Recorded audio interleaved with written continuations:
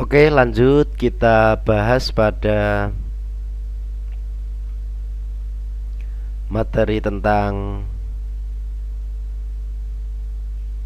bab 2, maksud dan tujuan. Kemudian ruang lingkup diadakan sebuah atau diterbitkan sebuah peraturan Menteri Desa nomor 6 tahun 2016 tentang indeks desa membangun, yaitu kita bahas bab 2 ya. Bab 1 sudah di video yang tadi, kemudian kita bahas di video bab 2 ini, yaitu tentang maksud dan tujuan dan ruang lingkup pembahasan indeks desa membangun. Indeks desa membangun yaitu disusun untuk mendukung upaya pemerintah.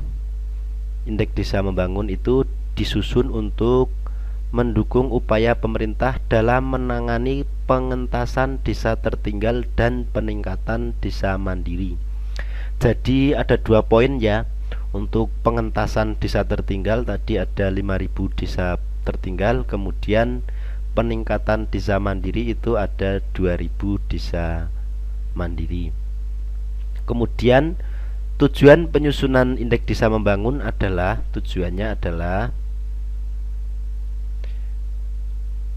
A. Menetapkan status kemajuan desa, kemandirian desa, dan B. Menyediakan data informasi dasar bagi pembangunan desa. Jadi ada 2 tujuan ya, yaitu menetapkan status kemajuan dan kemandirian desa, kemudian menyediakan data dan informasi dasar bagi pembangunan desa. Kemudian ruang lingkup pengaturan indeks desa membangun ini meliputi, ruang lingkup pengaturan IDM ini meliputi komponen indeks desa membangun, kemudian status kemajuan dan kemandirian desa, kemudian pembangunan dan pengelolaan data indeks desa membangun. Kemudian di bab 3, langsung masuk ke bab 3, yaitu komponen indeks desa membangun. Bagian ke-1 komponen indeks desa membangun yaitu ada 3, sesuai yang disebutkan di bab 1 itu ada 3, IKS, IKE, dan IKL. Yaitu ada 3 IKS, cara mengingatnya seperti ini aja, IKE dan IKL. IKL itu, L itu ekologi atau lingkungan, terdiri dari 3. Kemudian indeks ketahanan sosial yang dimaksud pada ayat 1 huruf A terdiri dari dimensi. Nah, ayat 1 huruf A itu ini ya. Indeks ketahanan sosial itu ada terdiri dari dimensi, dimensi modal sosial, dimensi kesehatan, kemudian dimensi pendidikan, dan dimensi permukiman. Kemudian indeks ketahanan ekonomi IKE, IKE ini memiliki satu dimensi, yaitu satu dimensi saja, yaitu dimensi ekonomi. Kemudian indeks ketahanan lingkungan IKL memiliki satu dimensi, yakni dimensi ekologi atau lingkungan.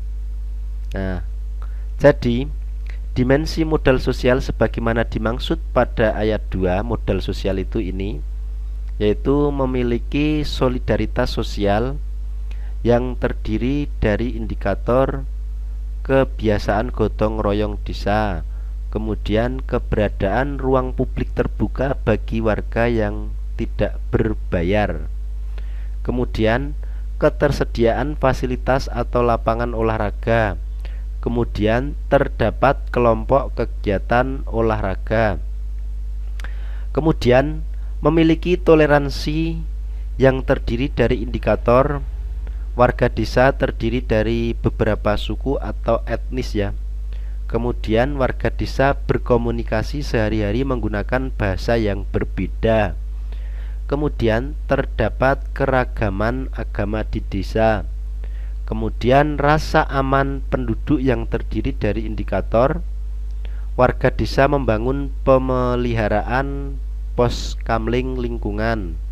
Kemudian partisipasi warga mengadakan siskamling. kemudian tingkat kriminalitas yang terjadi di desa, kemudian tingkat konflik yang terjadi di desa, kemudian upaya penyelesaian konflik yang terjadi di desa, kemudian kesejahteraan sosial yang terdiri dari indikator terdapat akses ke sekolah luar biasa, kemudian terdapat penyandang kesejahteraan sosial, kemudian terdapat penduduk yang bunuh diri, kemudian dimensi ketahanan sebagaimana dimaksud. Dimensi ketahanan yaitu pelayanan kesehatan, waktu tempuh ke prasarana kesehatan kurang dari 30 menit, tersedia tenaga kesehatan bidan, tersedia tenaga kesehatan dokter, tersedia tenaga kesehatan lain. Kemudian keberdayaan masyarakat untuk kesehatan yang terdiri dari indikator akses ke Poskesdes, Polides, dan Posyandu, kemudian tingkat aktivitas Posyandu, kemudian jaminan kesehatan atau BPJS. Dimensi pendidikan sebagaimana dimaksud. Nah, ini cuman penjelasan ya yang di bawah ini. Lanjut nggak usah kita bahas. Nanti kalian buka aja terus dibaca dan dipahami ya, karena ini cuman penjelasan dari sekian ini cuman penjelasan. Lanjut terus ke bawah. Nah, ke metode penyusunan indeks desa membangun.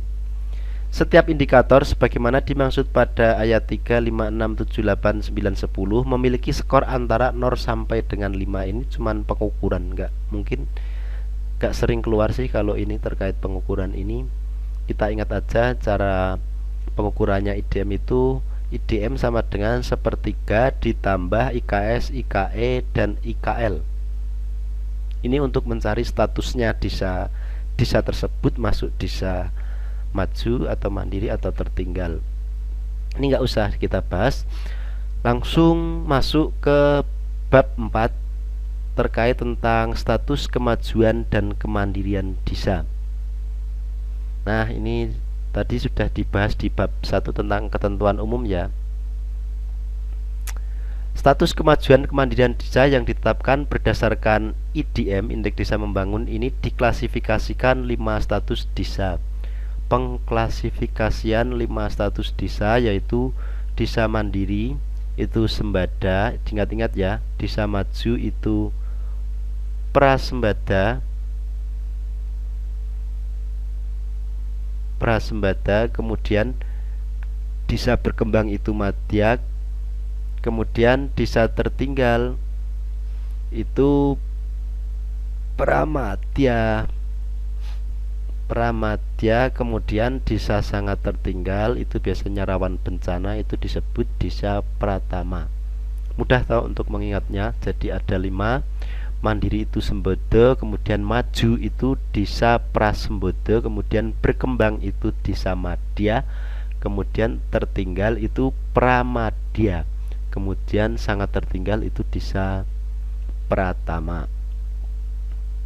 Ini nggak usah kita bahas. Lanjut ke bab 5 yaitu pengelolaan indeks desa membangun. Pembaruan data indeks desa membangun. Penyusunan indeks desa membangun untuk pertama kali bersumber dari data potensi desa yang dihasilkan oleh. Nah, penyusunan indeks desa membangun itu pertama kali bersumber dari data potensi desa yang dihasilkan oleh Badan Pusat Statistika. Kemudian pengelolaan indeks desa membangun. Pengelolaan indeks desa membangun itu dikelola oleh Direktorat Jenderal Pembangunan dan Pemberdayaan Masyarakat Desa melalui Direktorat Pelayanan Sosial Dasar pada Kementerian Desa, Pembangunan Daerah Tertinggal dan Transmigrasi, ya, dikelola oleh itu. Kemudian lanjut kita ke bab 6 terkait pembiayaan. Pengalokasian anggaran dalam rangka pelaksanaan peraturan menteri ini dibebankan pada APBN ya. Kemudian di bab 7 ketentuan penutup. Ketentuan penutup itu kita ingat-ingat aja pada penetapan, yaitu ditetapkan di Jakarta pada tanggal 18 Februari 2016 Menteri Desa Pembangunan Daerah Tertinggal dan Transmigrasi Republik Indonesia. Nah, jadi Menteri Desanya masih Marwan Jafar, kalau di tahun sekarang sudah rubah ya. Kemudian diundangkan pada tahun 2000 pada tanggal 24 Februari 2016. Nah, jangan lupa ini juga kita bahas pedoman indeks desa membangun itu latar belakangnya diadakan ini untuk apa? Yaitu salah satunya untuk mengetaskan 5.000 desa tertinggal dan sedikitnya 2.000 desa mandiri. Kemudian